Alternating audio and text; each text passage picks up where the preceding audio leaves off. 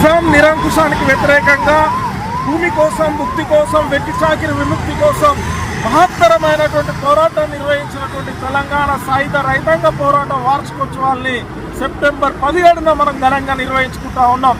తెలంగాణలో పీడిత ప్రజలంతా కూడా దోపిడికి వ్యతిరేకంగా దున్నేవాడికే భూమి ఉండాలని చెప్పేసి, మా భూమి మీద మాకే హక్కు ఉండాలని చెప్పేసి పెద్ద ఎత్తున పోరాటాలు నిర్వహించినటువంటి తెలంగాణ సాయుధ రైతాంగ పోరాటం ఈ రోజు కేంద్రంలోని బీజేపీ ప్రభుత్వం తెలంగాణ విమోచన పేరుతోని చరిత్రను వక్రీకరిస్తూ హిందూ ముస్లింల పేరుతోని హిందూ ముస్లింలకు మధ్యన జరిగిన పోరాటంగా చిత్రీకరిస్తా ఉన్నది.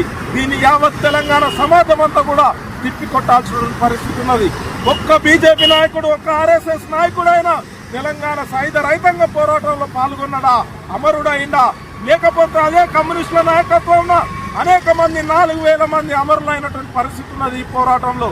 కానీ ఎక్కడ కూడా అనువంత పాత్ర లేనటువంటి బీజేపీ, ఆర్ఎస్ఎస్ ఈ రోజు పరేడ్ గ్రౌండ్ లో పెద్ద ఎత్తున తెలంగాణ విమోచన దినోత్సవాన్ని చేస్తా ఉన్నది. మేము ఒకటే డిమాండ్ చేస్తా ఉన్నాం, ఈ రోజు మీరు పరేడ్ గ్రౌండ్ లో నిర్వహిస్తున్నటువంటి ఉత్సవాల్లో ఎర్ర జెండా ఎగిరేసి ఎర్ర జెండా నాయకత్వాన్ని అమరులైనటువంటి అమరవీరులకు శ్రద్ధాంజలి ఘటించిన తర్వాతనే ఈ రోజు మీరు తెలంగాణ సాయుధ పోరాట వారోత్సవాలు జరపాలని చెప్పేసి డిమాండ్ చేస్తా ఉన్నాం.